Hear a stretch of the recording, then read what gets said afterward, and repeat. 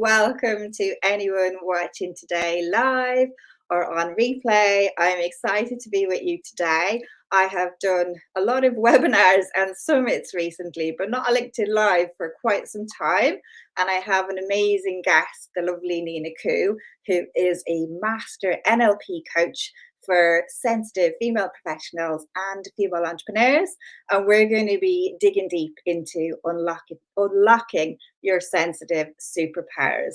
And if you know me or if you're connected with me for a while, you'll know I'm big into talking about the power of sensitivity. I ran a 5-day summit for HSPs back in October. So I'm really excited to talk about this topic.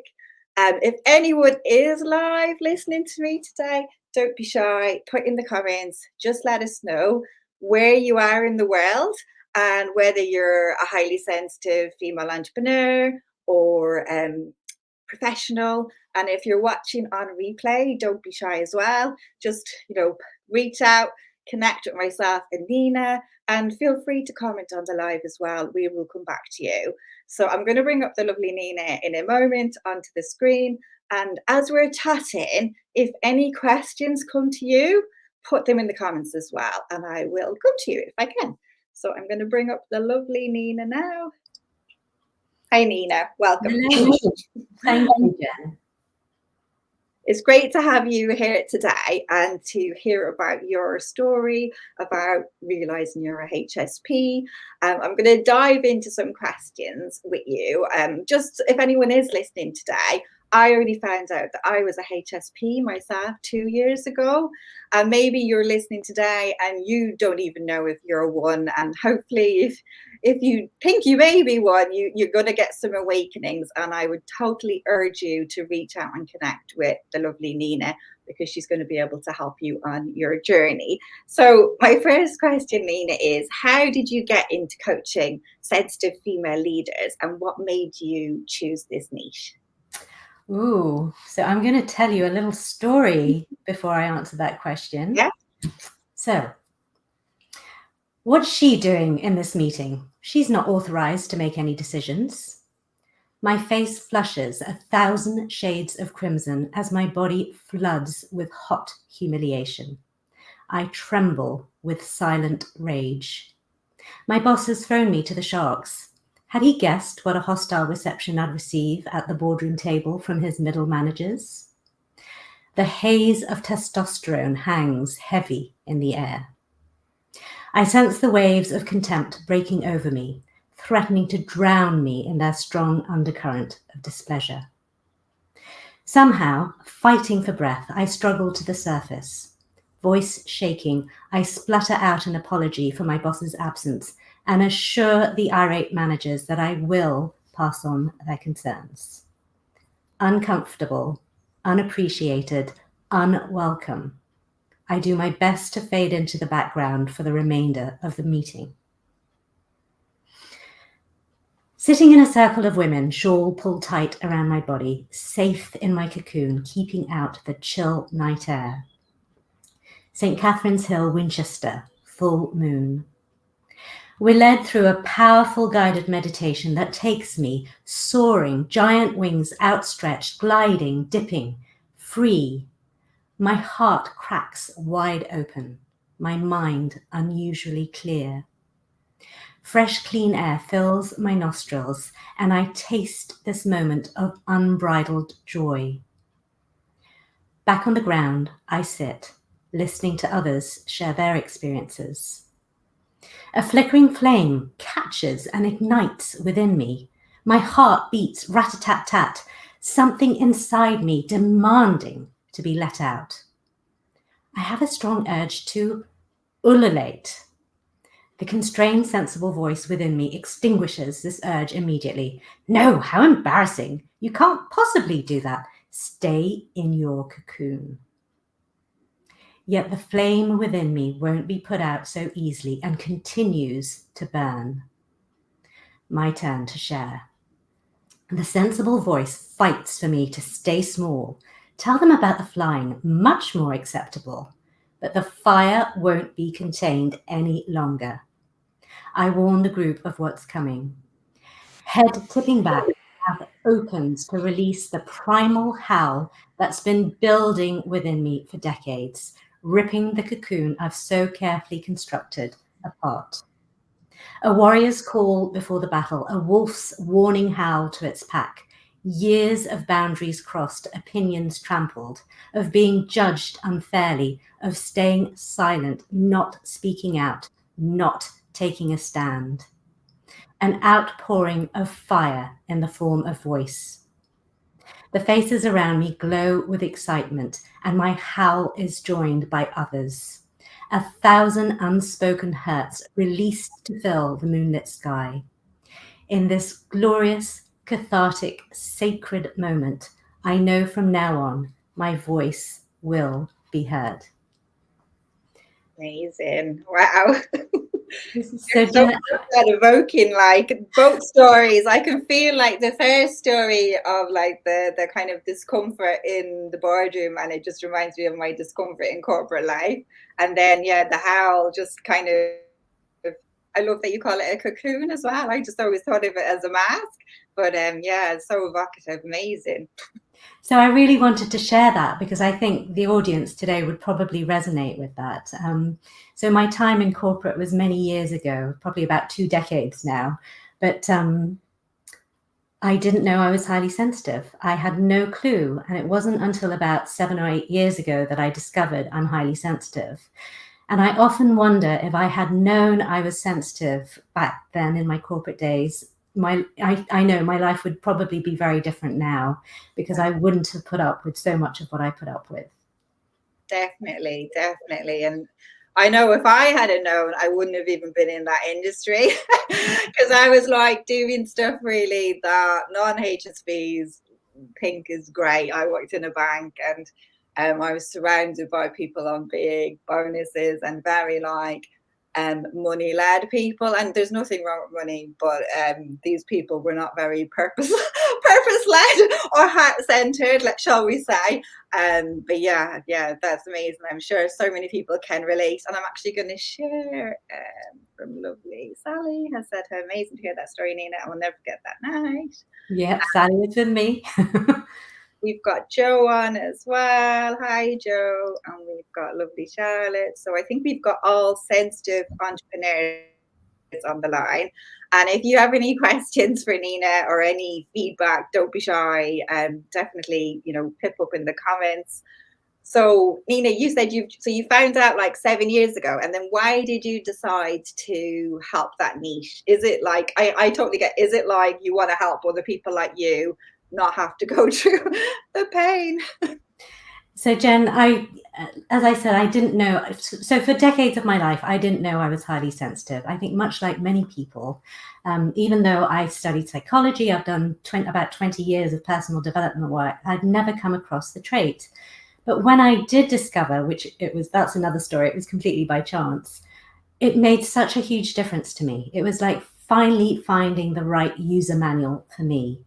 And because it made such a profound difference, I really wanted to share that with others because I knew if it made such a difference to me, it would make a huge difference to others as well. And so it's like finally finding the right blueprint to you. So if you're highly sensitive, but you don't know you're highly sensitive, you're going to be going through life wondering, why can't I do all the things that everybody else around me seems to be able to do? What's wrong with me? I'm not good enough. And you go through life thinking that there's something desperately wrong with you. And it's not the case at all. It's just that you are wired differently from others. Yeah, amazing. I love that. And I think what I've encountered is I can absolutely do all the other things, and I have done them. It just takes me longer to recover. So I can do the things that feel absolutely icky and totally out of alignment. But yeah, there's just longer downtime and longer to psych myself up. But when you're in alignment, you're not going to need as much recovery time because it's not going to feel as gross. But that being said, we still need a lot of rest and recharge. And I used to be like, why can't I just get up and go and, do all these endless 5-day challenges? And I did them at the start of my business, loads of 5 days, 3 days. And then it was like, oh God, this is really hard for me. I actually prefer a webinar or a one-off. Like, you know, it's a lot to be on. And then you see these business owners, they're doing the 5-day challenge, and then they have like the event the night before, and then they have a follow-up one 2 days later and another one. And I was like, oh my God, this is a lot. So finding out for me is just a relief that, you know, I'm not wired like that, and that's all right. Yeah, absolutely. And the way we're wired, with our we've got a highly responsive nervous system and a brain that takes in more information and processes it more deeply. Yeah. So these two things are what really set us apart from the rest of the population who are not highly sensitive. But they are hugely profound, and they are what cause a lot of what I call the shadow sides of being highly sensitive. So the challenges like overwhelm and overstimulation, but also the biggest gifts that I have come to see as really our greatest leadership assets, because it's such a gift to be highly sensitive as long as we appreciate it and know how to take care of ourselves. Definitely. I'd love to, because I think we all are quite familiar with the challenges and the negatives, like you said, you know, getting overwhelmed. For me, there's a bit of procrastination will kind of come in, and then perfectionism will come in for me as well. So I'd love to hear more about the strengths, like what are the positives about being a sensitive person? So I think one of the biggest strengths for me is our ability to connect to our intuition. So I think that's also a combination of our ability to take in more information and process it more deeply. But I also think of our highly responsive nervous system almost as like a really finely tuned radio antenna that is just picking up on the energies in the atmosphere. So those two together, I think, are what cause our amazing intuition. And I think science at the moment can't explain it. So some people think it's all very woo-woo and magical, but actually I think we're going to be able to explain it very scientifically and prove it in the years to come. But I think I believe everybody can do it, but I think highly sensitive people can tune in more easily to our intuition. And, you know, sometimes we just know things, but we can't explain how or why we know them. I'm sure you've had situations like that too, Jen, where you just know something and somebody asks you, well, how do you know that? It's like, I don't know, I just do. And it's about learning to really tune into and trust that intuition. Because once we do and we trust it and we follow it, it's almost like we're working with the universe, and it's everything becomes much easier and we're in flow. And so that's I think one of the key things. And then of course, you know, we can be incredibly empathic when we're not overwhelmed. We're usually very caring. We feel deeply, which is a blessing and a curse. But, you know, that's what leads to all the creativity. We can be incredible visionaries because we're great at seeing the big picture. Also, we see small things that other people miss. So we can see links and connections. And it's a huge gift. We have an amazing sense of right and wrong. We're normally really good listeners. I mentioned the deep thinking, and also we tend to have a sense of purpose because highly sensitive people are here for a reason. So in terms of the evolutionary reason, we're here to keep ourselves and the rest of our species safe. But I kind of think these days we're here, well, yes, to keep ourselves and the rest of the species safe still, but in ways that are really quite important. And also we can be, because we have this ability to connect to something bigger, I think we can be quite spiritual as well. Definitely. I always say to my husband, he's done, you know, one of the tests for a HSP, and he's on the cusp. So I always joke that he's not quite there. So I always see the big picture of anything, and he's always just seeing the thing that, you know, and I'm like, no, you haven't considered this. And it's so interesting. Just even I remember when I learned that, and you think, well, no wonder we get tired and we need more rest time, because our brains are like computers and they're just constantly like wiring. And I know when I meet someone, it just automatically starts having those connections. I must connect Nina to that person for that podcast, or it's just, I can't help it. But that's what makes you so amazing at what you do, Jen. But yeah, like you say, it's that intuition as well. Like yesterday, myself and my hubby were on a walk by the estuary, and this is a bit random, but there was a cormorant, and it was kind of jumping in and out of the water. And he was like, "Oh, it's going to come out over there," and I was like, "No, it's going to come here." And I was right, and I was just like, I just knew the bird was going to pop back up there. So yeah, like I do think anytime in my life I've not listened to my intuition, it's never gone well. So I want to dial into it the whole time. And if something feels off in my gut, just trust in that, because it's so powerful. And I know in the past I wouldn't always listen to my gut, but now absolutely. And yeah, I love a bit of woo and spiritual. I just think we're deep. We don't like talking about superficial fluff.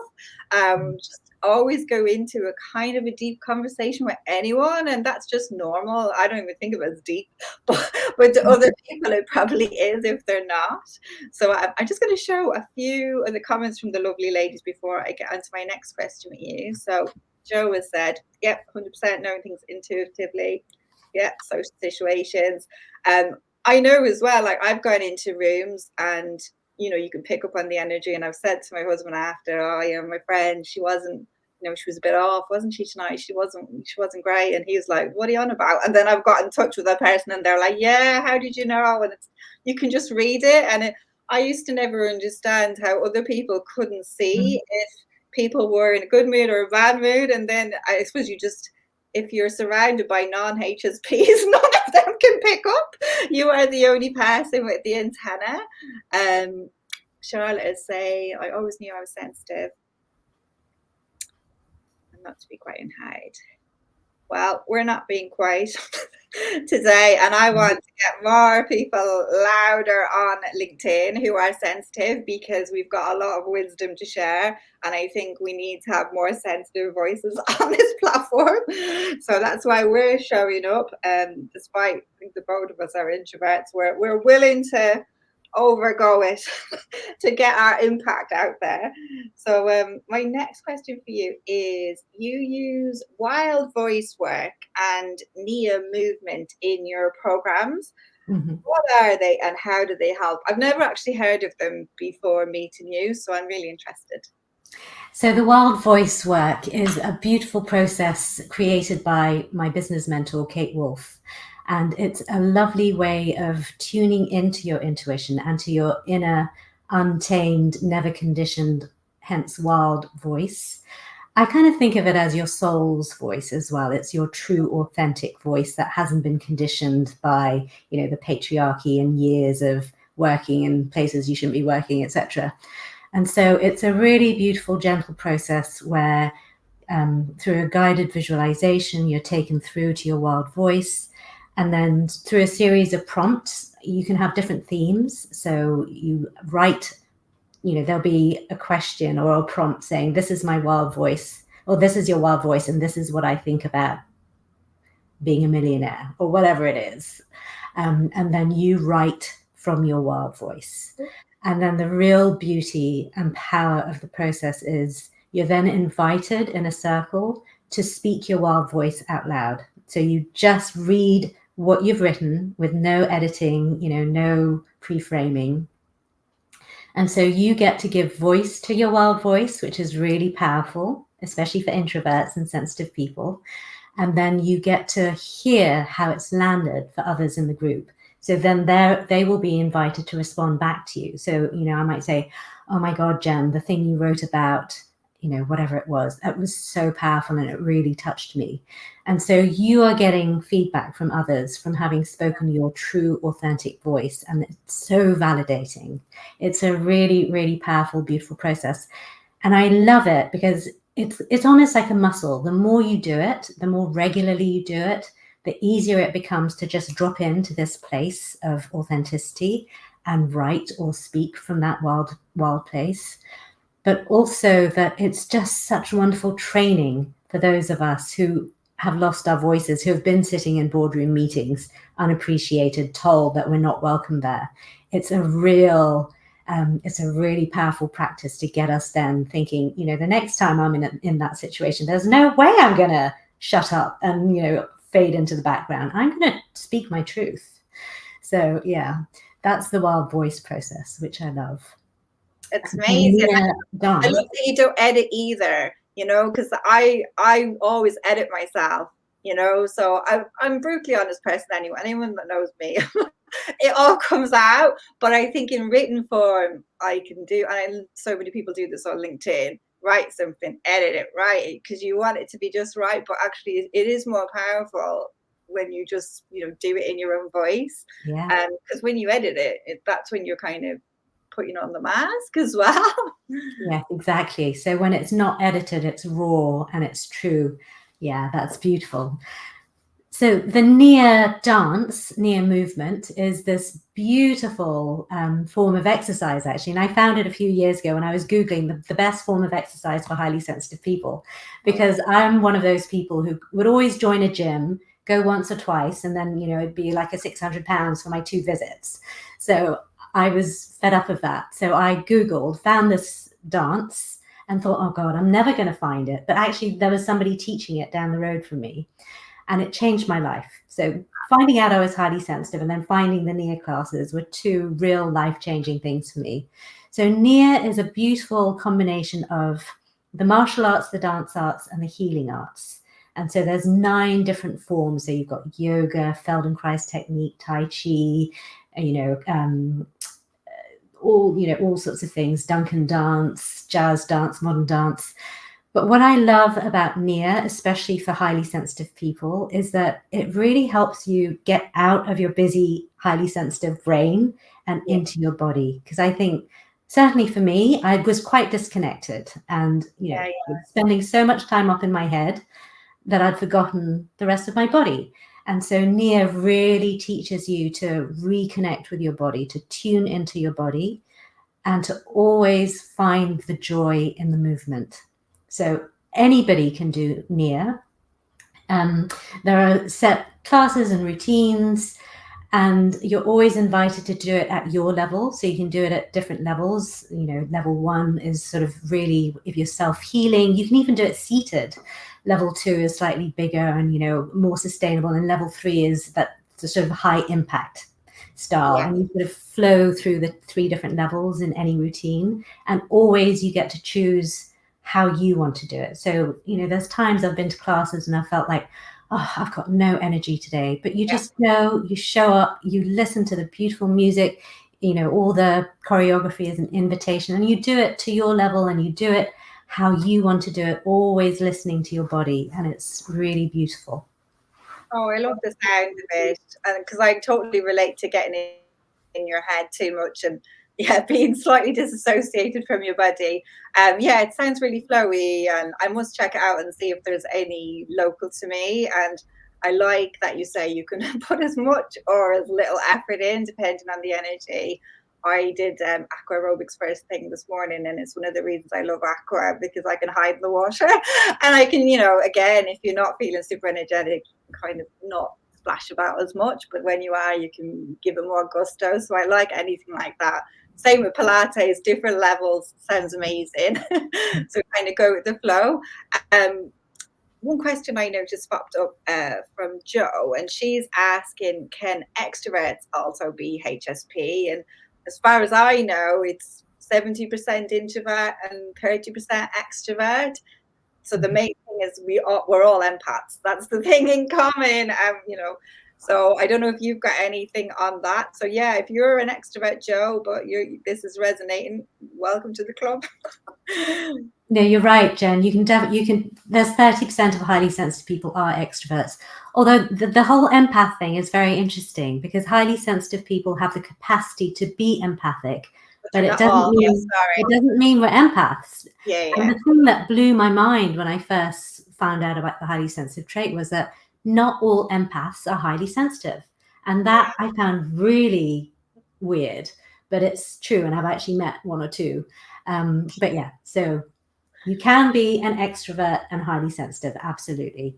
Yeah, and I think you can be like you say, you can be highly sensitive and not an empath. Because when I first started talking about it, my my husband is a social worker and a mental health expert. And he was like, oh, because obviously there's lots of stigma about what is sensitivity. We want to make it superpower, but a lot of people think of it as a weakness. And he was like, because he was thinking of certain personality types, and he was like, oh, you don't want to label yourself with them.